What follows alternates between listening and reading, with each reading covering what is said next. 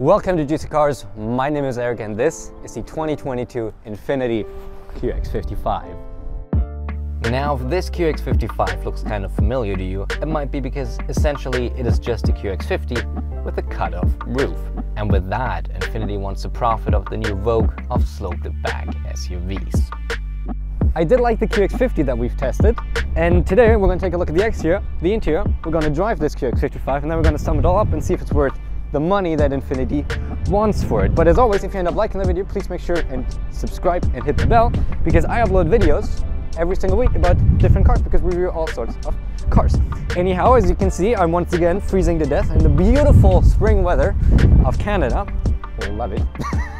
Anyhow, I've been very vocal in the past about my dislike for coupe SUVs, as some call it, especially Mercedes. This is not a coupe. As you can see, it's an SUV that has 4 doors. The opposite of a coupe. We can call it sportback SUV, so that sounds fine.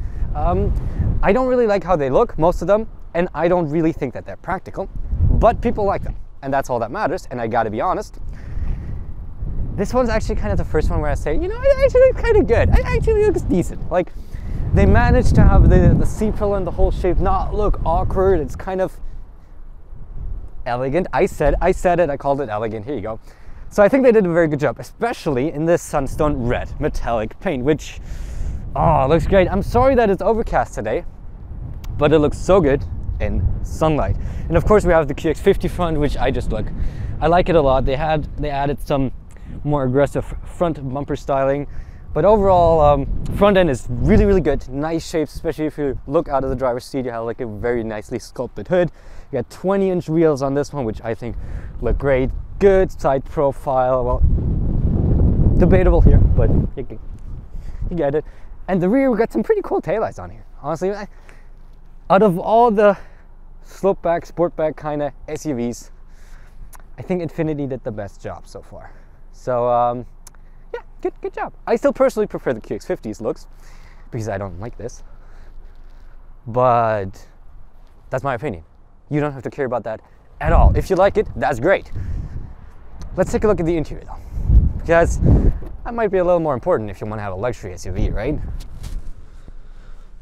Okay, let's talk QX55 interior, and once again, thanks to the power of editing, I took off my coat while getting in here. Anyhow, starting off with the materials, and we have, as you would expect in a luxury SUV, pretty good materials in almost every single spot. The leathers are plentiful and very nice. We have wood trim, which looks not only good but also feels very nice along the front to the sides to the doors. And just a few very minor spots, especially just one spot where I think it could be a little nicer, because the plastic around the infotainment, it's very scratchy, but it's not really something you touch. It's just you kind of accidentally hit it, so it's not really bad. I just haven't seen it a little nicer in some other spots.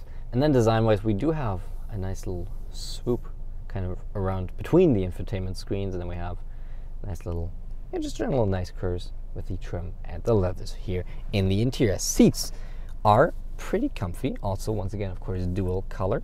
I think they look very good. We don't have the quilted seats you can get in the QX50, unfortunately. So these are the top spec, because this is a Sensory, right? This top spec seats that you can get, but they're still pretty comfy. We got lumbar support. Seating position is good. Steering wheel feels good. Has plenty of buttons on there. We even have paddle shifters. We'll get to those though in a bit. So in that regard, like functionality, layout, usability, all this honestly is pretty good. Have a sunroof up top too, but unfortunately tech is a bit of a letdown in this QX55. I had hoped they put in like the new infotainment, maybe the one from the QX60 or something new, because the QX50 does not have good infotainment system, and unfortunately this is the same. It's just not good. We have this dual screen setup with the upper screen just looking like a 2005 GPS kind of like device you buy to put in your windshield. It just doesn't look good in the screen, first of all, and then the functionality is a little confusing. It is fast, to be fair, and the basics features that you want are in there, but for some reason, for the upper screen, we can, for example, turn on and off the steering assist. We can do the audio source. We can call history, all that, which is redundant, which we can't do through the infotainment itself. But then we can't set the navigation, even though that is our map screen. So the navigation is from the lower screen, which is very unintuitive and took me a while to figure out. Well, not a long time, but like I expected it up top because that's the navigation screen and that's the infotainment screen underneath. So I thought, but it's kind of like a weird setup, and it doesn't look great. It doesn't work that well. Once you figure it out, it's okay. And I don't think the split screen, like this dual screen idea, is bad inherently. It has some good advantages, so you can have your navigation and your audio at the same time, or Apple CarPlay, Android Auto up top, and then control something else here below. So there's merit to the idea, but it just horribly dates the car through how the infotainment looks, how the upper screen looks, the quality of the upper screen in general, and just the lack of features in this infotainment system. And then we have our screen, well, our gauges. We have 2 analog gauges and a screen in the middle. Pretty standard, honestly, for any car these days. You get all the info you want. If you want to have a digital dash, you can't get any, but this works fine. Honestly, I don't really mind this. But let's take a look at the back seats, shall we?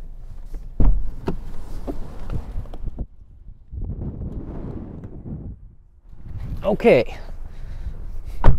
In the rear of the QX55, and first of all, space-wise, right now it looks pretty good. Up here, front legroom is decent. My feet have room, but now we get to the issue with sloped back or sportback SUVs, and that is, I'm 5'7", and I'm getting pretty close here space-wise. Like this much space at the top. It's great. If you're a little taller than me, you'll bump your head here because this all is coming down, slopes down. This would normally be the space. So normally we'd be like this. I would have like this much space at least. But that's what you get if you buy one of these, right? We can slide forward if you need more space. We can slide backwards, and as you can see, very generous amounts of sliding range. We can recline or go more upright. There you go. That's as upright as it gets. That would be very uncomfortable, but you could, if necessary. That would be as laid back as possible. And the materials are still really nice. We got pouches to store items. We have cigarette lighter outlet. We have a USB outlet. We have our own climate controls. This is actually a really nice space to be in, if you fit, that is. But let's talk about the trunk right behind us here. So just like this, with the second row up, we get 26.9 cubic feet of space, which of course is a little less than the QX50 has, the regular one. But the bigger problem will be that you have the sloped roofline, so bulkier items won't fit quite as well. Overall space though is actually still pretty good even compared to non-sportback SUVs. You still have a pretty decent amount, and if you need more, of course, you can put down the second row here, and you get 54.1 cubic feet, which is once again actually pretty decent. I forgot to talk about little cup holders, of course, here, and smartphone holder, whatever you want to use it for. And yeah, with that out of the way, let's go driving. Okay, now out on the road here in the 2022 Infiniti QX55 Sensory, and as always, we shall start off with a launch. So it's put into sport. First of all, there we go, and then we want to turn off traction control. Traction control is turned off. And we're gonna brake torque and see how fast she goes. Not gonna do any shifting.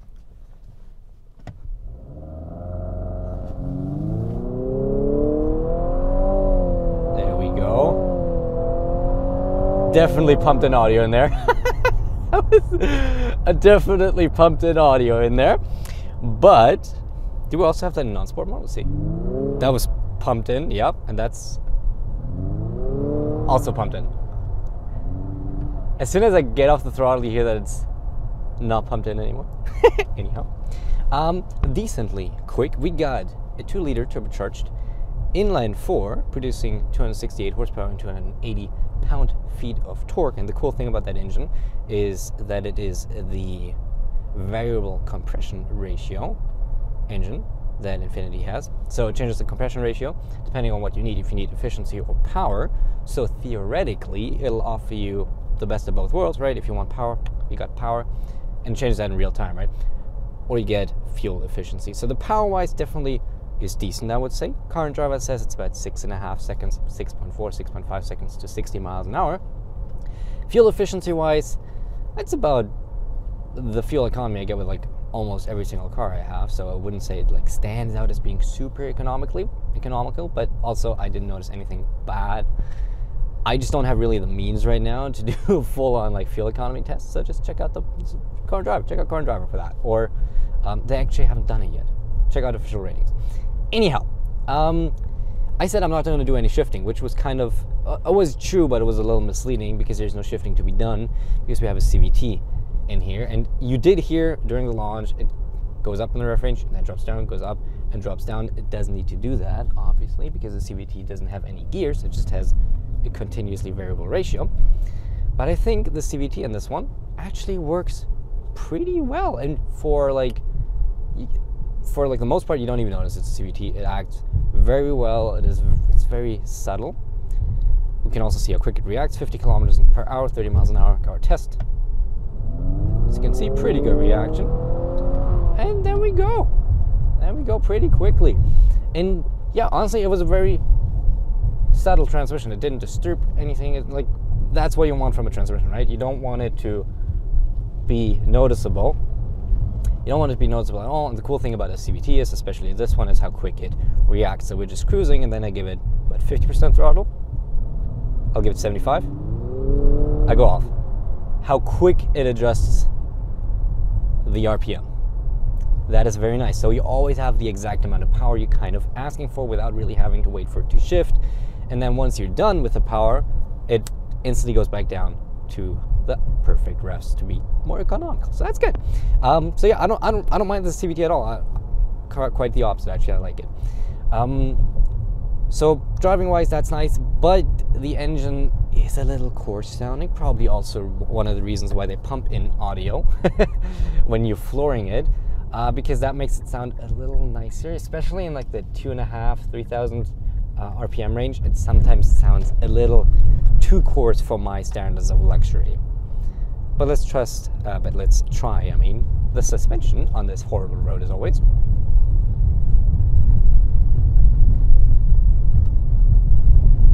And it does an excellent job. It is well damped, this QX55. I'm very happy with the suspension, even driving through Toronto, which has 1 or 2 potholes in the springs because the winter always destroys all the roads. It's very comfy. You don't really notice the vibrations at all. Smaller bumps get absorbed very, very well, and only like bigger bumps, you feel them a little bit, but I mean, that's not, you can't stop that from happening. So even this, there's like a lot of minor imperfections on the road here. I barely feel them, and now we have some major ones, and it's just like a one shock, that's it. Very well damped, very well controlled in these kinds of scenarios. So I like that. It overall, combined like the suspension and the drivetrain itself, I think it's very good. It's very comfy to drive the QX55 here. In terms of noise, that kind of adds to the whole thing because the noise levels are actually really good. Even on the highway, you don't really hear a lot. It is quieter than some of the other SUVs I've been in, and it just kind of all combines to this more luxurious experience that you probably are looking for if you want to buy an Infiniti. Admittedly, looking at how the car looks, this QX55 looks very bold, let's say it like that. And I actually mean that in a good way this time around. I didn't mean it. Didn't mean that in a negative way. I was just, you'd kind of expect a little more power, but unfortunately, all you can get here is this inline 4, which, like I said, it's not bad, but it's also not like the greatest ever in terms of power or character. Let's try a little bit handling, kind of compromised here, but and it has. There we go. It has a surprising amount of front-end grip. Also part of that is, of course, is the tires, and we've been on a lot of cars that have winter tires on there. These are all seasons, and definitely not your regular all seasons. But they like on the high road ramp, I always try, right? I always do my handling test. This had a lot more grip than I initially expected. Due to the weather, I didn't really get around to doing it often, or like a really proper understanding, but it's whatever. It's not a sports car. It doesn't really matter that much. I just do it for fun and just to, you know, see if there's any big problem with it. But I was able to drive through the on-ramp quicker than in other cars, so yeah, front end grip is really, really well. Didn't even start understeering a lot, and when it did, it was very gradual. So driving wise, pretty good, pretty good. Well set up, Infiniti. And that leaves us already with tech as the last thing to talk about. And tech was one of the things I criticized, in the interior part. So I was a little surprised to see actually that I like the tech in terms of driving. It is not the most advanced, it is not the most feature-rich, once again, just like the infotainment. But the tech that you have actually works decently well. I mean, of course, we have like adaptive cruise control, emergency braking, all the stuff, yada yada. You know that. You would expect that. I don't even need to say that really. But then on top, we have lane centering assist, which isn't the best out there, but it is pretty well. It works pretty well and is good enough for me to consider using it in like longer commutes. And then we have one feature which I really, really like, and that is pretty much like a one-pedal driving feature. It's really cool. So I wouldn't recommend it using it all the time, but I can turn it on right now. So it enables with the whole safety suite, basically. So what it does is it sees the car in front, and just like when you have adaptive cruise control on, it'll brake you down to keep the distance. But by default, as long as you don't have adaptive cruise control on, it doesn't accelerate you back up. That maybe sounds a little like kind of, you know, useless, but it's actually really good, because if you are in a traffic jam or in conditions where like it speeds up and then it goes down to like, you know, 20 miles an hour, back to 50, back to 20, back to 50. I don't like using adaptive cruise control in those cases, because, you know, sometimes it's like it'll go very quickly to catch up, and then I'll brake really hard because it can't really gauge as much. Let's see, I'm not doing any braking. That's all the car doing, the braking. And I love this feature. I love this feature. Now I gotta fight it to let me past here. That's why I don't want to use it all the time and use it really only in like bad traffic. But I love it in that. And if you want to, you want to change lanes, then adaptive cruise control, like getting out of there, it's a little bit more of a hassle sometimes if you don't keep your lane all the time. So that's why having the braking from adaptive cruise control without the acceleration is actually super convenient. Because in traffic, like seriously, if you have bad traffic in front of you, you can one pedal drive this. I love the feature. It's so good. I like that. And I've never seen it in any other car so far. So good job on that, Infiniti. I really like this actually. And visibility is really good, surprisingly. I didn't expect it to have that good visibility because it was a sloped C-pillar, you know, it can be a little funky. But this one, very good visibility.